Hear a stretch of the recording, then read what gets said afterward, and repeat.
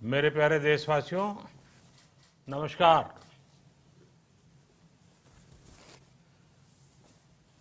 Corona वैश्विक महामारी के खिलाफ लड़ते लड़ते अब हम अनलॉक 2 में प्रवेश कर रहे हैं और हम उस मौसम में भी प्रवेश कर रहे हैं जहां सर्दी, जुकाम, खांसी, बुखार ये सारे न जाने क्या क्या होता है, ये मामले बढ़ जाते हैं। ऐसे में मेरी आप सभी देशवासियों से प्रार्थना है कि ऐसे समय अपना ध्यान रखिए। साथियों, ये बात सही है कि अगर कोरोना से होने वाली मृत्यु दर को देखें तो दुनिया के अनेक देशों की तुलना में भारत संभली हुई स्थिति में है। समय पर किए गए लॉकडाउन और अन्य फैसलों ने भारत में लाखों लोगों का जीवन बचाया है, लेकिन हम ये भी देख रहे हैं कि जब से देश में अनलॉक 1 हुआ है, व्यक्तिगत और सामाजिक व्यवहार में लापरवाही जरा बढ़ती ही चली जा रही है। पहले हम मास्क को लेकर, 2 गज की दूरी को लेकर 20 सेकंड तक दिन में कई बार हाथ धोने को लेकर बहुत सतर्क थे, लेकिन आज जब हमें ज्यादा सतर्कता की जरूरत है तो लापरवाही बढ़ना बहुत ही चिंता का कारण है। साथियों, लॉकडाउन के दौरान बहुत गंभीरता से नियमों का पालन किया गया था। अब सरकारों को, स्थानीय निकाय की संस्थाओं को, देश के नागरिकों को फिर से उसी तरह की सतर्कता दिखाने की जरूरत है। विशेषकर कंटेनमेंट जोन्स, उस पर तो हमें बहुत ध्यान देना होगा। जो भी लोग नियमों का पालन नहीं कर रहे हैं, हमें उन्हें टोकना होगा, रोकना होगा और समझाना भी होगा। अभी आपने खबरों में देखा होगा, एक देश के प्रधानमंत्री पर 13,000 रुपये का जुर्माना इसलिए लग गया क्योंकि वो सार्वजनिक स्थल पर मास्क पहने बिना गए थे। भारत में भी स्थानीय प्रशासन को इसी चुस्ती से काम करना चाहिए। ये 130 करोड़ देशवासियों के जीवन की रक्षा करने का अभियान है।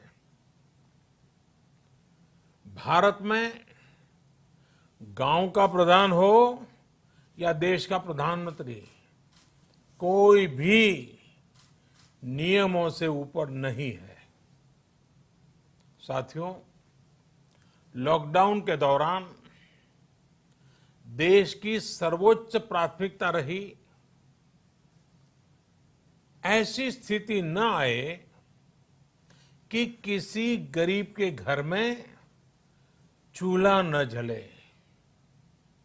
केंद्र सरकार हो, राज्य सरकारें हो, सिविल सोसाइटी के लोग हों, सभी ने पूरा प्रयास किया कि इतने बड़े देश में हमारा कोई गरीब भाई बहन भूखा न सोए। देश हो या व्यक्ति, समय पर फैसले लेने से, संवेदनशीलता से फैसले लेने से किसी भी संकट का मुकाबला करने की शक्ति अनेक गुना बढ़ जाती है। इसलिए लॉकडाउन होते ही सरकार प्रधानमंत्री गरीब कल्याण योजना लेकर आई। इस योजना के तहत गरीबों के लिए 2.25 लाख करोड़ रुपए का पैकेज दिया गया। साथियों, बीते 3 महीनों में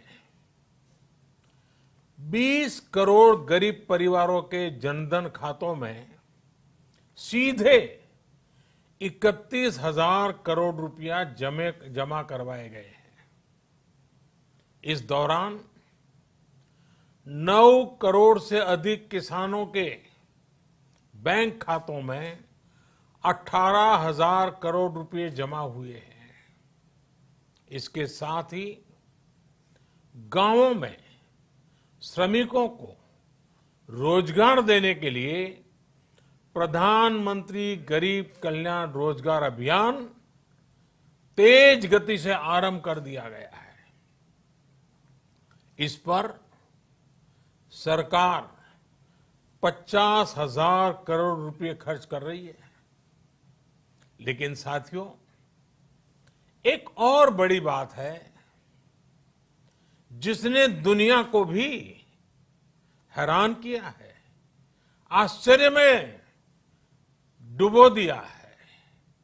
वो ये कि कोरोना से लड़ते हुए भारत में 80 करोड़ से ज्यादा लोगों को 3 महीने का राशन, यानी परिवार के हर सदस्य को 5 किलो गेहूं या चावल मुफ्त दिया गया। इसके अतिरिक्त प्रति परिवार हर महीने 1 किलो दाल भी मुफ्त दी गई। यानी एक तरह से देखें तो अमेरिका की कुल जनसंख्या से 2.5 गुना अधिक लोगों को, ब्रिटेन की जनसंख्या से 12 गुना अधिक लोगों को और यूरोपियन यूनियन की आबादी से लगभग 2 गुने से ज्यादा लोगों को हमारी सरकार ने मुफ्त अनाज दिया है। साथियों, आज मैं इसी से जुड़ी एक महत्वपूर्ण घोषणा करने जा रहा हूं। साथियों, हमारे यहां वर्षा ऋतु के दौरान और उसके बाद मुख्य तौर पर कृषि क्षेत्र में, एग्रीकल्चर सेक्टर में ही ज्यादा काम होता है। अन्य दूसरे सेक्टरों में थोड़ी सुस्ती रहती है। जुलाई से धीरे धीरे त्योहारों का भी माहौल बनने लगता है।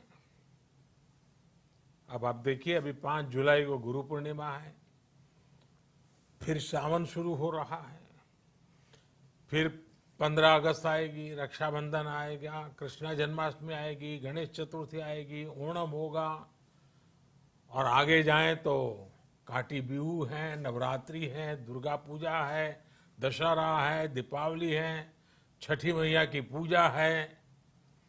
त्योहारों का ये समय जरूरतें भी बढ़ाता है, खर्च भी बढ़ाता है।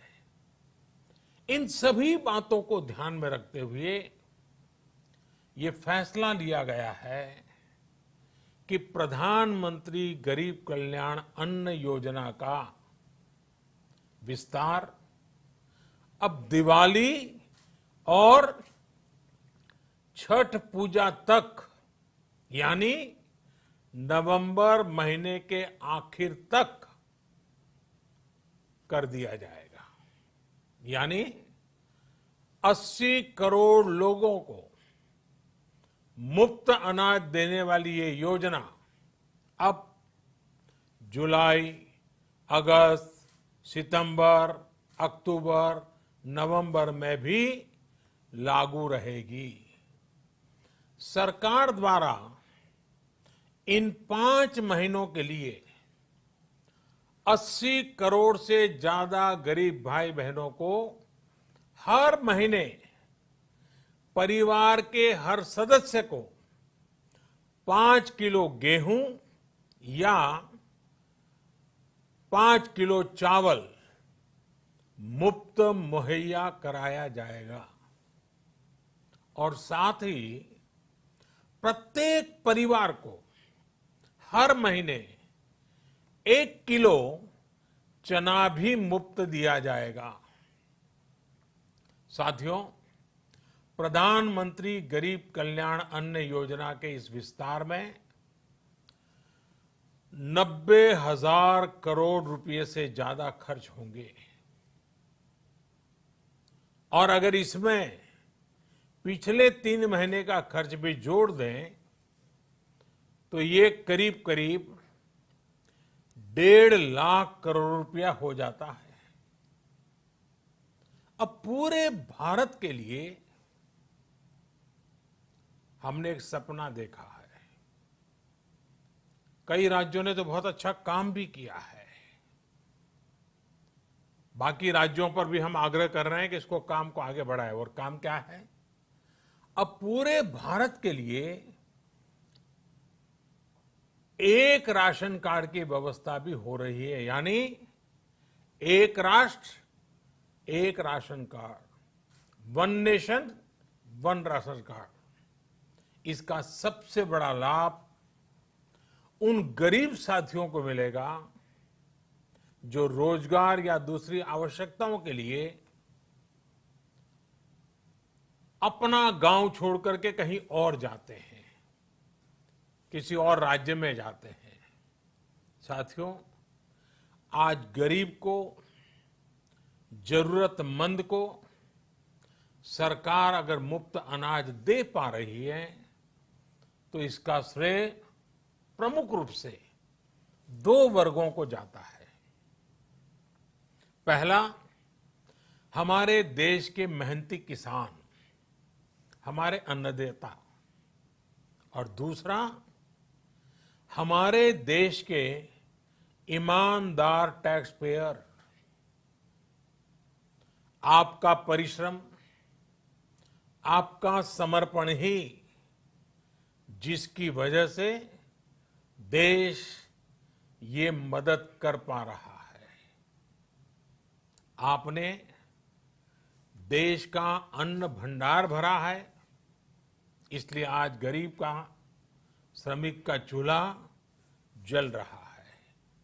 आपने ईमानदारी से टैक्स भरा है, अपना दायित्व निभाया है, इसलिए आज देश का गरीब इतने बड़े संकट से मुकाबला कर पा रहा है।